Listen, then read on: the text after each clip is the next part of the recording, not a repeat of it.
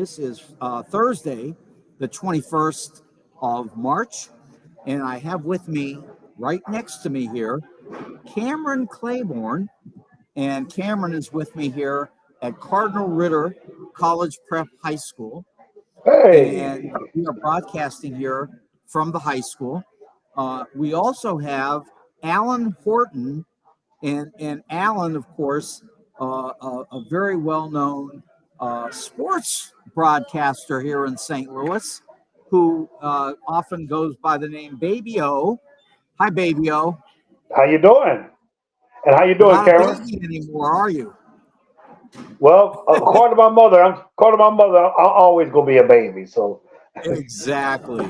But let's not forget one thing, and that is that you are Onion's son. that is correct.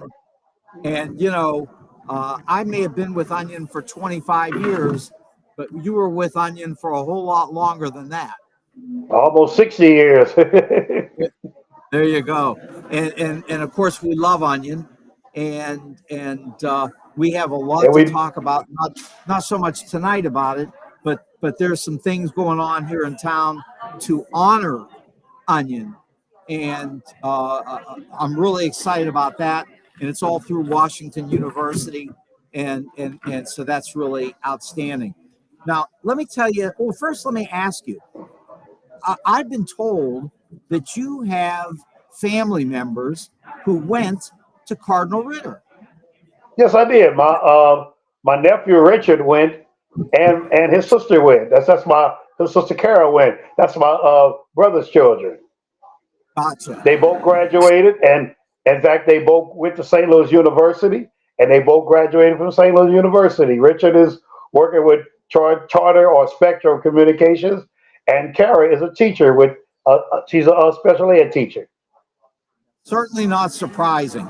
Not at all. Anyway, Cameron here is one of my students, has been a student of mine for years here at the school. And you're a senior this year, right? Yeah, senior. And he's also a football player on this team, which, and I'm guessing that you probably know this, Alan, that the Yes, football team here is lights out fabulous. and we also got to congratulate the girls basketball team also. Well, there you go. So we're going to get to that in a minute. So there's no question. In fact, they had a big ceremony today that honored the basketball team because I mean, football and basketball. Obviously, I think it's fair to say this school is a powerhouse. Yeah, Is that fair? like girls and boys teams are doing very well. Yeah. No, that's very true. And So consider how much the enrollment is changing all around the city. You know, it's nice to see Cardinal Ritter still doing well, still getting good oh, athletes and education at the no, same that's time. true. No, listen, this school keeps expanding, more and more kids going here, and kids on waiting list to get into here because this is a phenomenal school. 45 years, and it is great. So talk to me for a second, Cameron. Tell us about the football team. Why are you so good? And remember now, you hear me. You got to speak up and sort of lean into it a little bit. But other than that, you're good. So I've been a part of the football team since my sophomore year. I loved it. It's a great experience. We won. Became the first team in the Cardinal Ritter history to become state champions for the back-to-back. It was phenomenal. Loved it, and I think we paved the way for the younger guys to set the tone for when they get ready to go to state.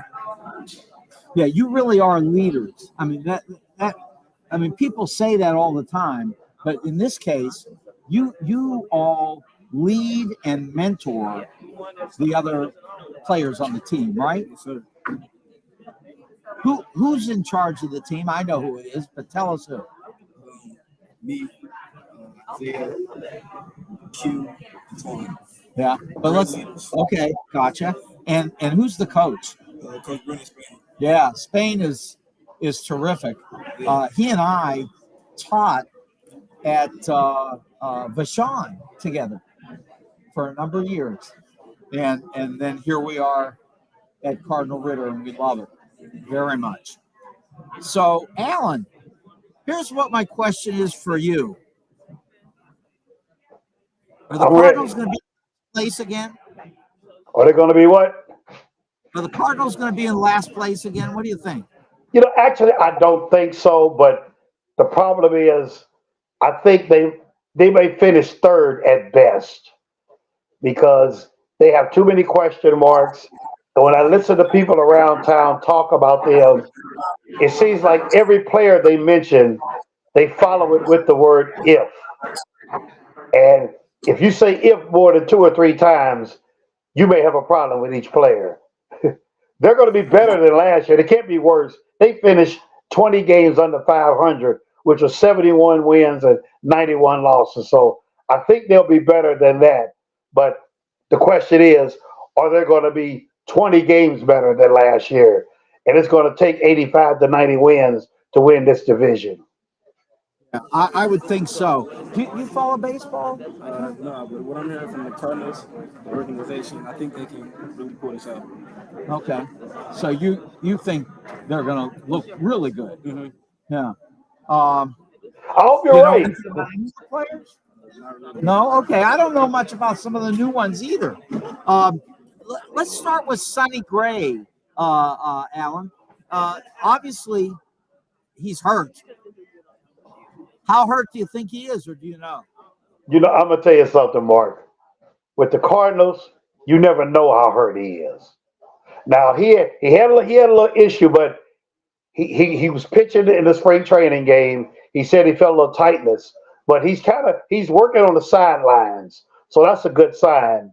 Because at first I thought that he may be out for a while, but maybe they're just sitting him out, just making sure he's 100% healthy. So it's not as bad as I thought it was because he was thrown on the sidelines in the bullpen about a week or so afterwards. He hasn't gotten back in the game yet, but right now he's listed as our best pitcher. And it's not good to have your best pitcher on the injured list going into the season because he was supposed to be the opening day starter. But now he's not going to do the Miles Michaelis is going to be opening day starter now. So it's just waiting to see. And the Cardinals aren't the greatest in reporting injuries either. So that's why when they say something about an injury, we all kind of cringe, hoping that if they say day to day, it could be 6 months. Yeah. By the way, I've got Michael over here on the feed saying, and he happens to be my cousin, by the way. He's in Arizona too, and he says, and I think that this is a concern of a lot of people. He says, don't these guys need a new manager? The problem about Cardinals needing a new manager, it sounds good, but the problem with the Cardinals is a lot of a lot of the manager stuff now is done through what they call analytics. So Right. basically, what's on a tablet basically is how managers manage. So some of the moves that the manager makes, people they'll criticize him for 'em, but he's basically going on a spreadsheet or what is coming from the analytics department. So if they get rid of Ollie, they're going to bring in a manager first of all, who's got to go by what they're doing now. So I'm not sure if another manager will make a difference. The days of the old school manager is over with, where 9 innings you just go by gut feeling and say this guy, I'm gonna put this guy in because I got a hunch. Those days are over with. Well, it was funny too because I heard somebody talking the other day about Sandy Koufax and Ron Drysdale. And by the Wow. way, do you know who Sandy Koufax was? Ron Drysdale. I'll tell you what's funny about. Let's start with that. You know, Historic memory is so short, Alan. It's beyond belief. And I teach history up here, and I can tell you right now, uh, people forget very, very quickly. I did an interview 2 nights ago with one of the top scholars in the United States, actually in the world, uh, uh, who researches and does work related to James Baldwin, and we were commenting on how people's names just disappear. Now Baldwin's name has stuck around pretty good, but a lot of names disappear. James Baldwin is a famous black author who was more than a black author. He was an author, great author, and he happened to be black, but he was a great author, and uh, he was a leader in many ways, a thought leader during the civil rights movement in the United States. Now, that's on the literary and the political side, but to have people forgetting Don Drysdale and Sandy Koufax, that yeah, and I know that people don't know those names, but let Well, me say this: when you gave them the ball, Alan, they pitched the game. yeah, they pitched They it, and didn't. I'll throw another name out there, Bob Gibson, our Oh, I own. was going to say that next. Sure. Can you imagine in the fifth inning, Bob Gibson got two runners on base, and the manager comes out talking about uh, we think the next guy is a left-hander. We're gonna bring in Steven Matz or somebody to get him out. Bob Gibson would knock him off that mound and tell him get out of here. I You was know, going to say Bob. Bob Gibson would probably throw the ball at the manager before he threw the ball next at the batter.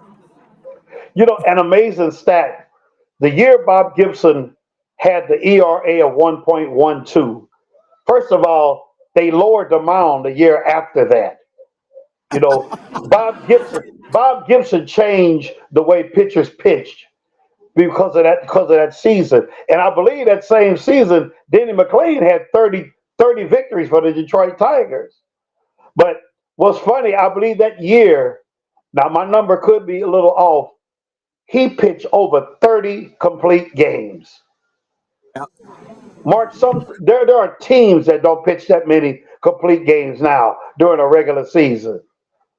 Yeah, and I was just going to tell Cameron, what Gibson did. Do you know that name, Bob? Okay, black. Okay, well, that's a black pitcher. Okay, and what he used to do is he'd throw the ball at the batter and push him off the plate, Oh and yeah, then the next pitch would be on the outside corner, and no one could adjust to it. I mean, he just went through the lineups with no problem. He wiped them out. He was a and it's pitcher. fun. It's funny because if a guy happen to hit a home run off Bob Gibson, which rarely happened, the next batter who came up knew he was going to get plugged. Yep. Bob Gibson was sitting in the mess because he wasn't going to wait for eight batters to come up for go around for that next batter to come up.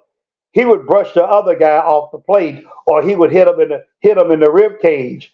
It was almost as if the guy hits a home run, when he comes to the plate, scores, the next batter in the is on the on deck circle is looking at him. Why did you do that? And I got to Okay, go over here and so face this guy. explain this to Cameron for a second, and I'm just going to talk to somebody real quick, and I'll be right back. Go ahead. Sure. Yeah, he was. Yeah, Bob Gibson was an excellent pitcher, man. I mean, he won the Cy Young Award. He had over 3,000 strikeouts. He didn't get to the magical 300 victories, but I think he had like 270 or 280.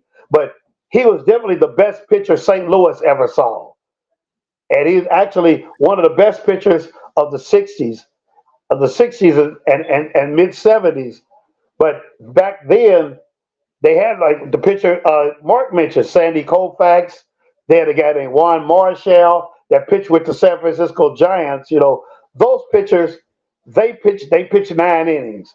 When they came in the game, when they took the mound, didn't nobody expect to come in and relieve them unless they were really having a bad day. And even after that, they didn't want to come out.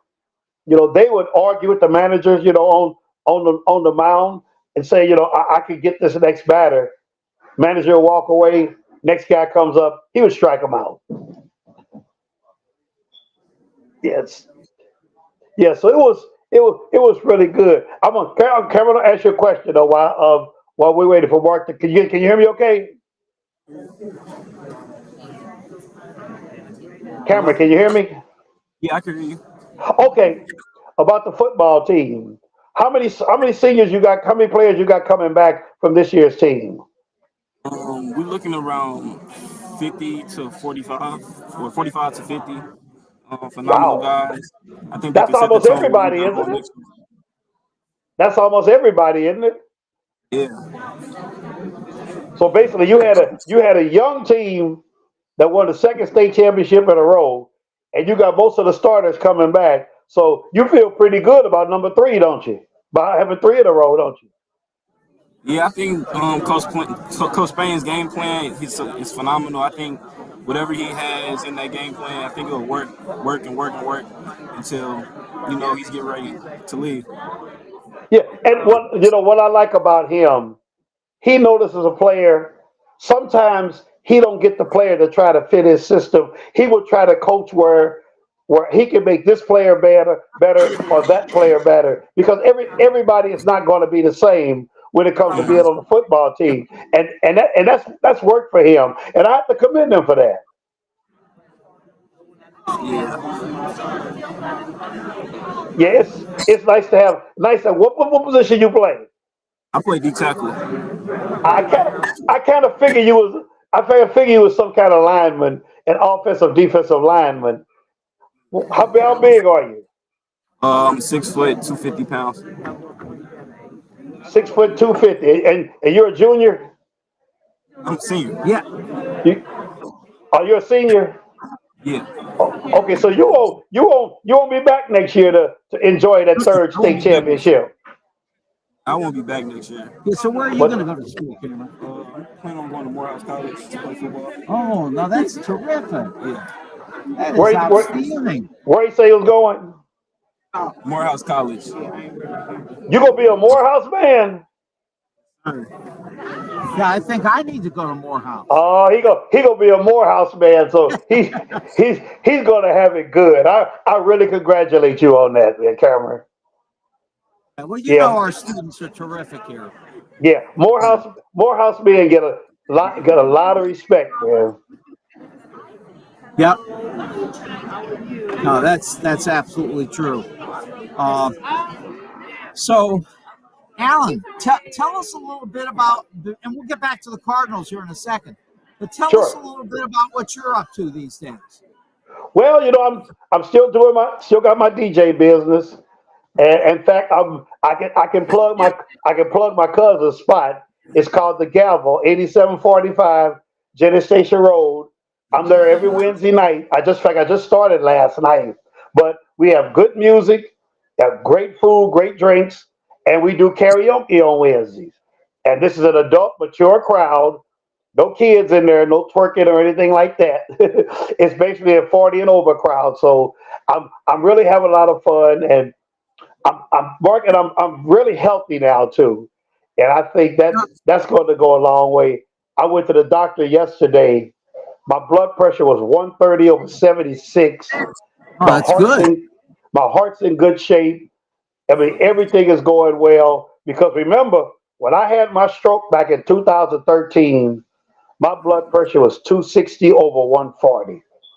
Oh my. And yes, and I talked to the doctor yesterday. She said the only thing that saved me back then, because I never drank, I never smoked, never did any drugs, and my heart was in perfect condition to continue to pump oxygen to my brain. So I was really blessed, and it proved once and That's for all a good thing. I did have a brain. No, that's fabulous. And one of the things I was going to ask is, do you ever do jazz like your dad did? Oh yeah, yeah. Now the jazz I do is more traditional. I mean more contemporary now. But Dad, he like Thelonious Monk and Charlie Parker and all of those guys. And I still got all that in my computer though. Yeah. Well, one thing your dad always said about the music, and I was just going to ask Cameron, I guess you probably listen to the regular music that all the kids listen to, right? Yeah, and I don't know. You probably heard this, Alan, but you know, Alan's dad was incredible, an amazing broadcaster. You know, and he used to say that he couldn't believe that the kids in the future would be talking about the music that they hear today, and they'd be married for 30 years, and they'd say, "Hey, you remember the song that we used to listen to?" And I can't even say the words because I'm hearing in the comments here, but the kind of language, and it's just it You, it's Mark, certainly. I can see somebody in 2042 saying, "Remember that Sexy Red concert we went to?" But you Yeah. know what? But Mark, I'm gonna tell you though. Hey, hang on, I'm going to be right back here a second. Okay, Cameron, you know this. All the music they play is not. It's not like that though. There are still some great artists, great R&B artists. I could go down the line with her and people like that, and even people like Chris Brown and Drake. They do R&B music also. So I enjoy that. Sometimes people they concentrate on the negative stuff that we hear. And let's face it, Cameron, when I was growing up in the '90s, we had a rapper named Little Kim. We had a rapper named Foxy Brown. We had a rapper named Kaya. All the stuff that Sexy Red is saying, they said the same thing 30 years ago. But people my age now are criticizing them when some of the people were dancing to Little Kim and some of the people. So the music just evolves. And I enjoy it all. Of course, I can't play Pound Town at some of the parties I do, but I do it. I do enjoy a lot of the artists that are around now. Yeah. So that's a great question, though. Tell me about how you ended up doing both sports and the music. How did all that happen? Well, sports was natural because my dad loved sports. You Yeah, know, listen, your I, dad was doing sports way back before anything else. he was doing sports before he actually did his regular talk show. It was KK. It was called KKSS then. That turned into Magic Stations, and he used to do a sports show with a guy named Scott St. James. It was called Sports of All Sorts. It came on Sunday evenings at 7 o'clock. Yeah. So And let me interrupt you a second, Alan. Cameron's got sure, to run. So we want to say goodbye to him and thank him for joining us here, which was really very nice. So Cameron, you be good. yeah, Okay. take care, Cameron. It's nice talking to you, and At Morehouse. congratulations on your state championship and being a Morehouse man. You know, one of the things I was going to say to you um, is, do, are you familiar with the lawsuit cooking over at Harris Stowe? I've heard about it, but I haven't really gotten much detail on it. Okay, well, do me a favor. I got to walk away just for 1 second. So if you will give a little rundown on some of the players on the Cardinals right now, and I'll be back in a second. Can you do that? Sure, Okay, excellent. yes, the Cardinals. They pitcher staff basically has a new look now. They signed Lance Lynn, Sonny Gray, and they got Middleton in the bullpen. Now I think the bullpen actually improved better than the starters did. And let's face it, we love Adam Wainwright, but the Cardinals are a lot better off without him because he did nothing last year. When I mean nothing, he did nothing. But they was trying to get him to his 200 victories, and fortunately and unfortunately at the same time, he actually got his 200 victories because the Cardinals were playing so bad. Because once they were out of the race, They just decided to go and put him out there every fifth day, so he could try to get his victories. And at one point, he had lost like 9 games in a row. He had lost like 9 games in a row, and it was a struggle for him. But went out there and kept fighting, and his ERA, I think was, which is earned run average, was the highest in the National League of all starters with the number of innings that he pitched. It was like 9. I think I could have pitched almost as good as that. So he's gone now, and his buddy Yadier Molina is gone, which I really don't understand the Yadier Molina thing, because he couldn't wait to get out of St. Louis, people. Yeah, they have hired him as some kind of special assistant to John Mozeliak, but we haven't seen him. He hasn't shown up at spring training. He hasn't shown up in the front office, which is his prerogative. And everybody's saying, well, maybe we need Yachty as a manager. Yachty doesn't want to manage the Cardinals, I don't believe. I've heard rumblings that he might want to manage, but I haven't heard him say it himself. He's got a baseball team down in Puerto Rico. He's got a basketball team in Puerto Rico. So he's spending most of his time down there. And if people remember, when Molina was hurt year before last, a lot of his rehab was done away from the Cardinals in Puerto Rico. He wasn't even with the team. And I'm not criticizing him. I'm just stating a fact. So, all the people who want Molina to come back, and he was great for the Cardinals. Him and Wainwright was a good tandem, and a good tandem. They set I won't say record, it was just a milestone with 200 starts with the pitcher and catcher together. But Molina didn't want to come back for his final year. He had to be talked into coming back so him and Wainwright could get that milestone. Yeah. Well, opening day this year, of course, is now going to be Miles McCollum. Michaelis. Yeah. What do you think about him? Because he's actually been pretty good for us. Yeah, he's been pretty.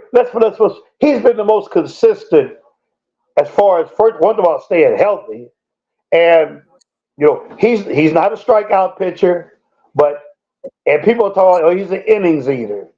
My thing about the innings eater is if you pitch 6 innings and give up 5 or 6 runs, what difference does it make when you give a lot of innings? All it does is save the bullpen. But yeah, I'll be right there. You go ahead.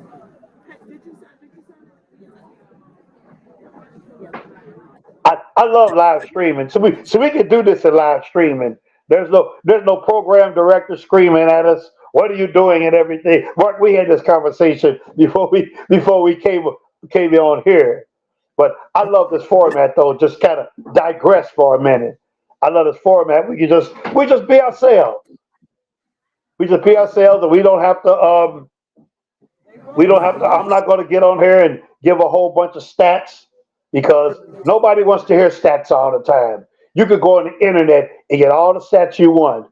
And besides, if I give a wrong stat, there's somebody out there just waiting for me or anybody else who does a show to make a mistake. Then they're all over social media saying, oh, you got that wrong. He didn't do this. He didn't hit that many home runs. So this format here is pretty good. I love talking baseball, though. I love my team, though. I'm going to be honest. I root for the Cardinals to win, but if they don't win, and if I see something wrong, I'm going to say something. I'm not going to bash. I'm not one to bash people. I don't do name calling. And also a lot of my Facebook friends are probably listening to me right now. And they know it's something I've never done. I've never called for a manager to be fired. I didn't call for Mike Matheny to be fired. I didn't call for Mike Schilt to be fired. And I haven't called for Ollie to be fired, because I know how the team is run in the front office. I know a couple of my buddies, Mike Fitzsimmons and Scotty Walters and Robert Helly, Eric Weathersby, just to name a few. C.L. Matthews, I know you're probably out there. So, because these are all the people I tagged on before I came on the show. So if you're listening out there, you'll know how we do it. We have great conversations about the Cardinals. We have one friend. He said we're kind of being negative. But my thing, I'm not negative if I'm telling the truth. And there's just certain things that I'm concerns about.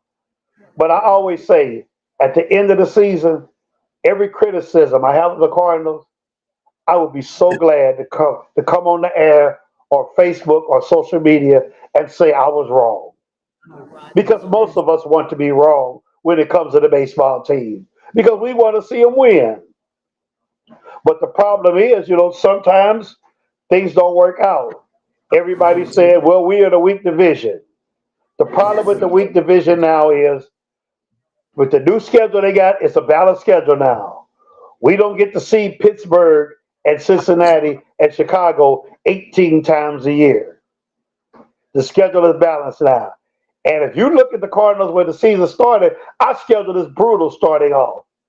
We got the Dodgers, we got the Marlins, I believe we got the Padres. This team could be 5 games under 5 or 10, but I won't say 10 games because it's not that many. We could be well under 500 by after 3 weeks of the season. But on the other hand, we could get off to a good start. Look what the Dodgers are doing now. Their pitchers sure not doing the greatest. They're up 30 million. Their $125 million pitcher they signed. He got rocked this morning. But you know what? I got a pretty good feeling he's going to do better than that during the regular season. And I just wish that we had a guy like him. And I know we don't have the finances to sign a pitcher like him. And the Dodgers can do that. They have a 700 billion. I mean, they have a $7 billion TV contract. Yeah, That's but you why know they what? can. Is there a Yeah, reason that we can't get Montgomery? that's a head scratcher. I quiet as this kept. I don't think Montgomery wants to come back to St. Louis, You and I think don't think it not, has huh? anything. I don't think it has anything to do with the agent. People are talking Scott Boras. He has some of the highest priced clients in baseball, but the season starts the next week, and Montgomery doesn't have a job. And Exactly. I'm sure the Cardinals have reached out to him. See, one thing about the Cardinals, they're very quiet-lipped about who they talk to or who they want to negotiate with. So just because the Cardinals haven't signed him, it doesn't mean that they haven't made him an offer.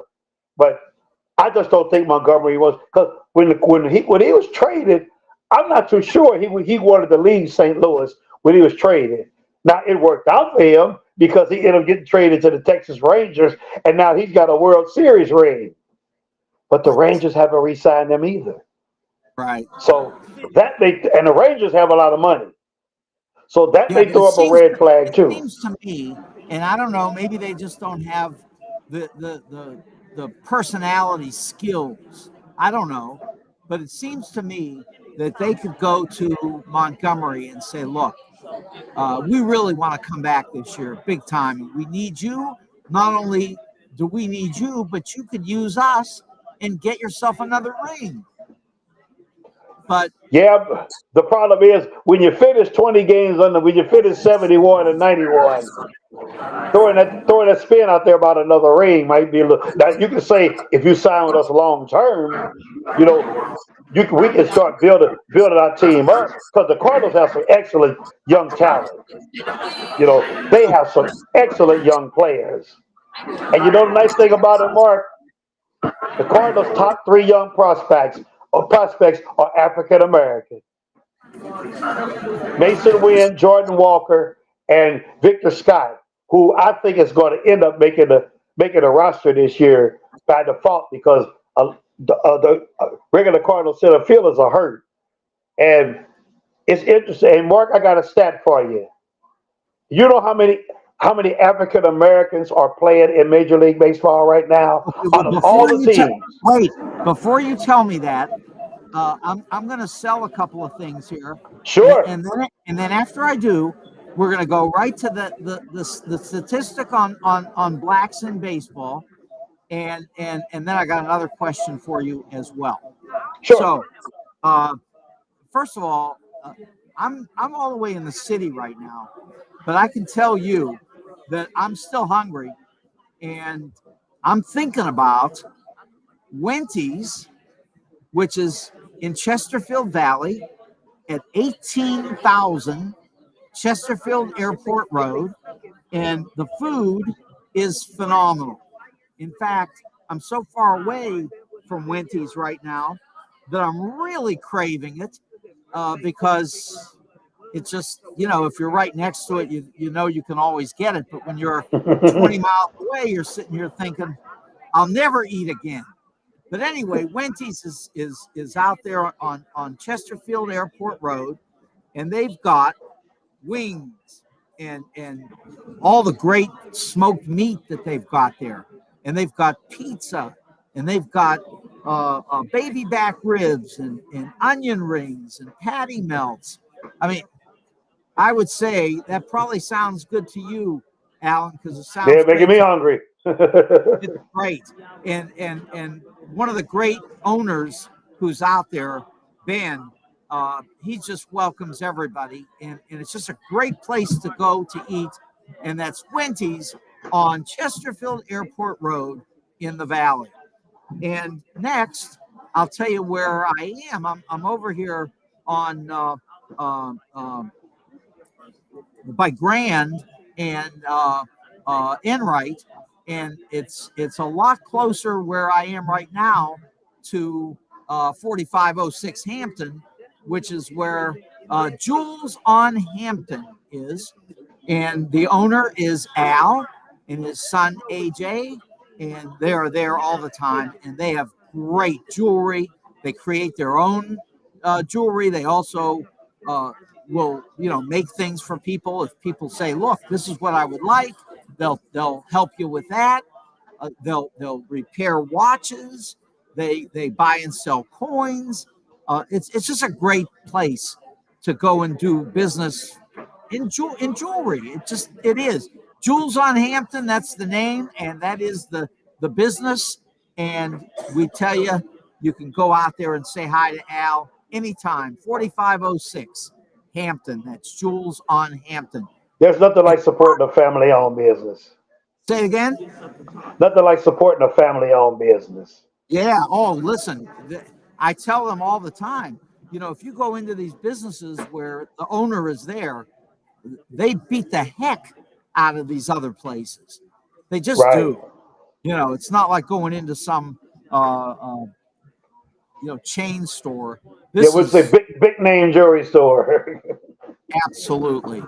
And then finally, St. Louis Suit Company, and I'm wearing one of my suits, and I got a nice tie, and it's a pink shirt with a pink tie. It's you may not know this, Alan, but I happen to be colorblind.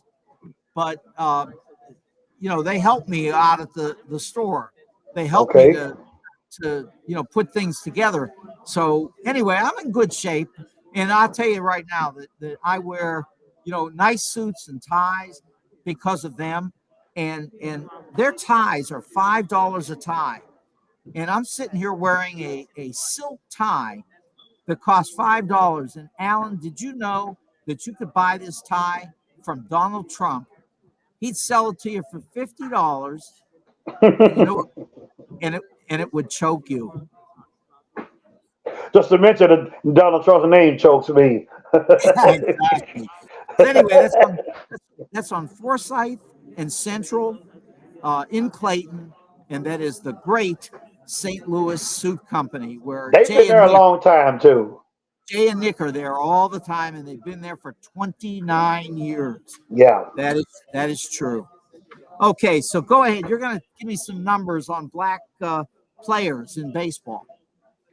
Okay. Most major league rosters, the full roster has 40 people on it, 40 players on it. That's the regular roster, and they have the extra regular roster. I think it's 26, and they have 14 other people on their roster. Multiply that by 30. That's 1,200 players, I believe. Yep. 59 are African Americans. That's amazing. That's 59 total. And the Cardinals have 3 of them. Might Yeah. have 3 or 4 in this. In fact, you have 4 in the start on the starting roster this year. And I always say that because I hear people saying, "Well, why don't the Cardinals get more black players? They aren't trying to get black players." And I try to tell people, black people aren't playing baseball. African Americans aren't playing baseball. You Yeah. know, and you know, if I go to the store, if I want some bananas and they don't have any, I can't get any. So you know, I mean, it would be nice to see a bunch of.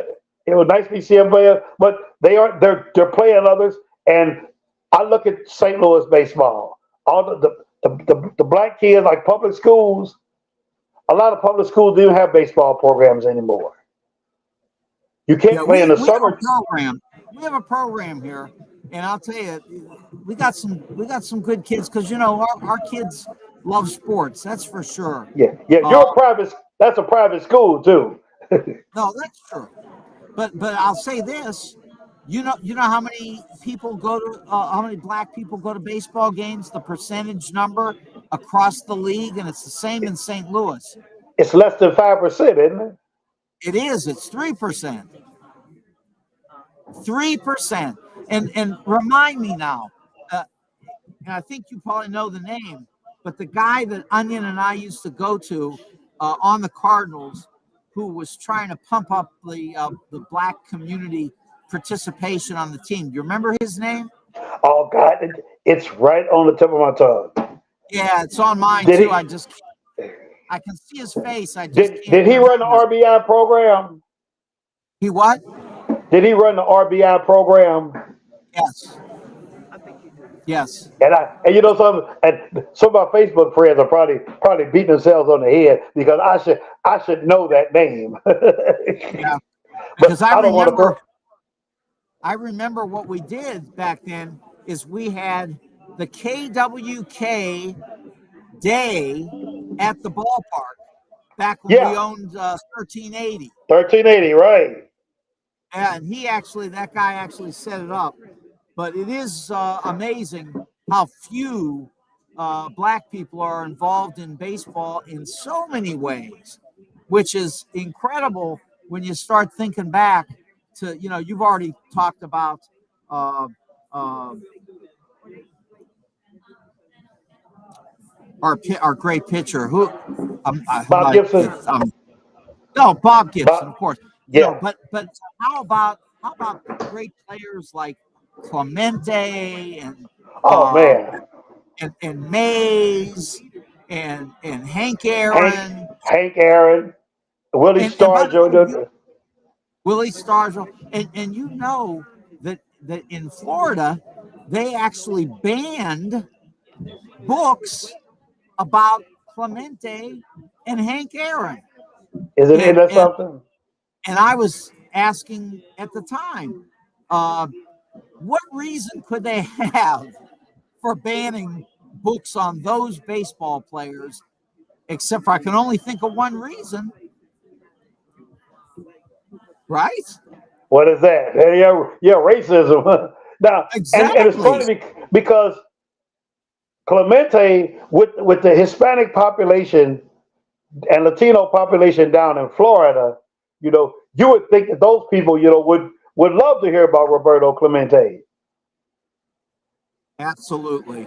And it's funny because you know when Roberto Clemente he joined the 3,000 hit club last game of the year. That He was his made it to last hit. 3,000. His last hit was 3,000. Then he went they had a disaster in Managua, Nicaragua, and he was Yep. on a plane, and the plane crashed, and that's how he ended up with just 3,000 hits because And he hit 300. yeah, he hit 300, and he may have been up there. I won't say Pete Rose, because Pete Rose is, but he may have been close to Stan Musial because he was fairly young. He was fairly young when he died. I mean, he was in his early 30s, early mid Oh, that's 30s. the truth. Now, I'll tell you another name that's sort of interesting in baseball, and I know that you know the name Elston Howard.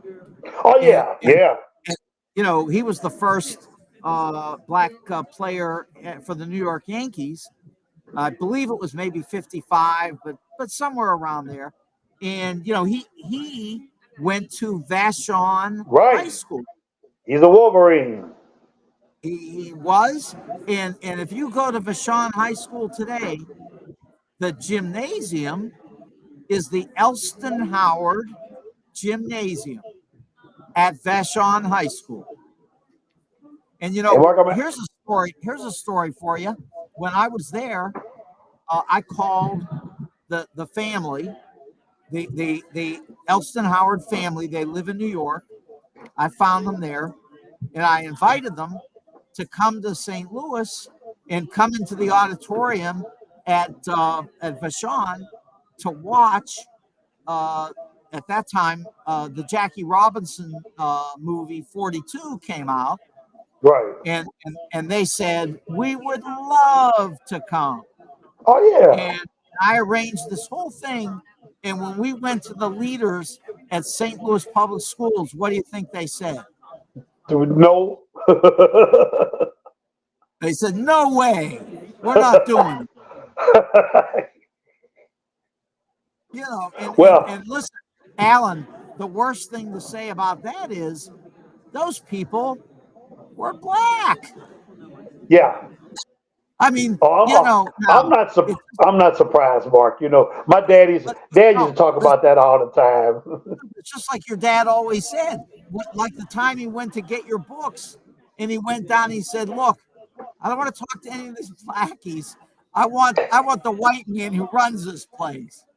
And you know, it's so funny because it may have been school had started in about 2 or 3 weeks. And Dad said, "Do y'all ever do any homework?"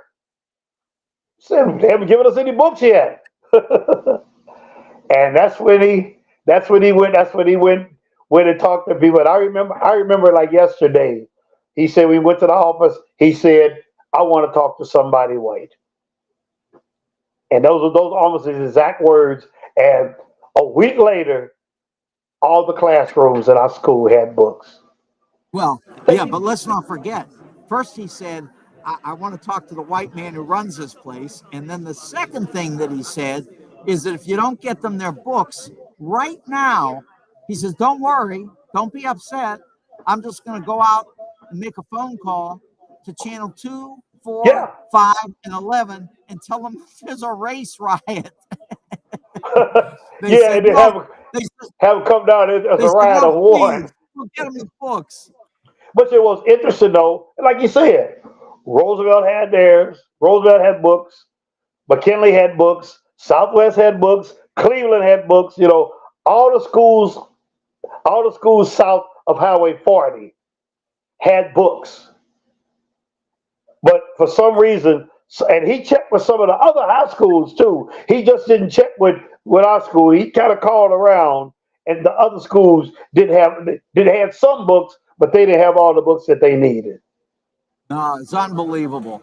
Well, you know, also, I told you that Washington University has all of those old DVDs from Showdown, the TV show that we did over on KDHX for Yes. 5 years, and they're putting them all up online right now, and they're going to do a whole big thing honoring your dad, and of course we'll get you involved in all of that as well.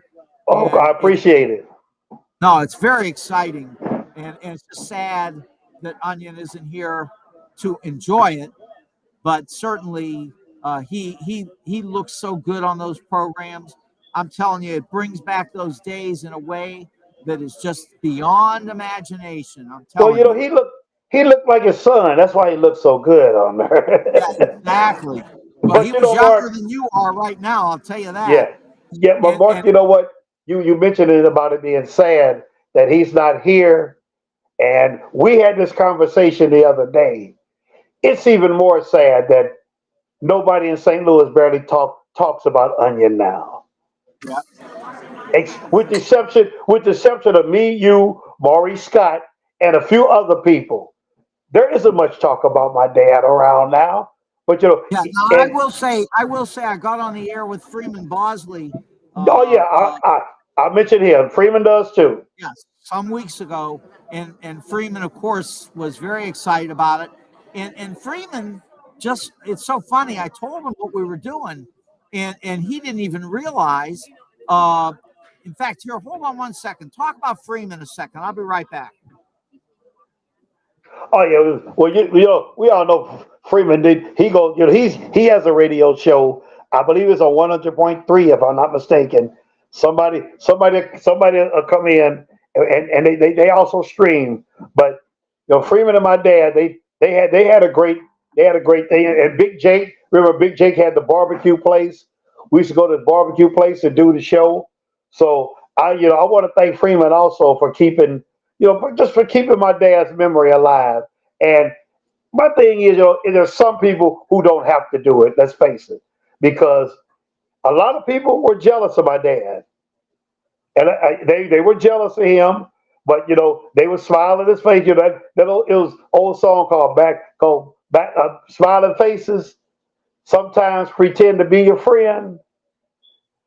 That was a lot of people with my dad, because I know when my dad got sick, there were a lot of people. Oh, we go support your dad. We go pray for him, everything, which was great. But when my father passed, we didn't. The phone calls didn't come in like I thought they would. His service was wonderful. Everybody who should have been there was there, and I never really had a chance to thank people publicly, for the support that he did have. Because let's face it, Mark, his advertisers were the best. Now we'll give that to them. Two people I think of: Andrea Gordon and Phil Person. You know, two Absolutely. two of the best people, two of the best people around. Because you've heard this story before. I know one time Phil Person had mentioned to my dad. He said, this is a relationship they had. He said, business kind of slow as wintertime. He said, I'm gonna stop advertising for a while. So dad said, okay. Next morning, dad gets on the air, runs a Phil Person ad. Next day he does it again. And Phil called him and said, I told y'all so. He said, look, man, he said, I'm gonna keep your name out there. We have that relationship. So, but he did that for a lot of people. Politicians, he let a lot of politicians on the air that some of these other stations wouldn't dare let on the air. And these are people he disagreed with. You didn't have to agree with him. And Mark, you know that. But Absolutely. It's he always felt that whatever he could to help black people, even if he didn't agree with them philosophically. Now he wouldn't let somebody like Tim Scott on his show. no, wouldn't have done that. Yeah, but I'm just glad I get the opportunity not only to talk about my dad, but to talk about sports with you, because sports is a passion to me. I love it. My TV is on right now. I got the NCAA tournament on my TV in the room. I will be watching basketball till 11 o'clock tonight. Yeah.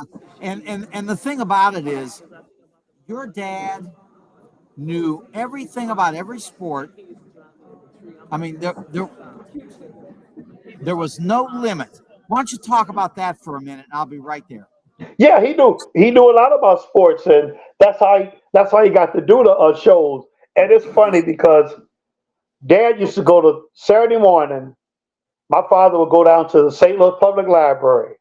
Library opened at 9 o'clock. He was there at 8:50.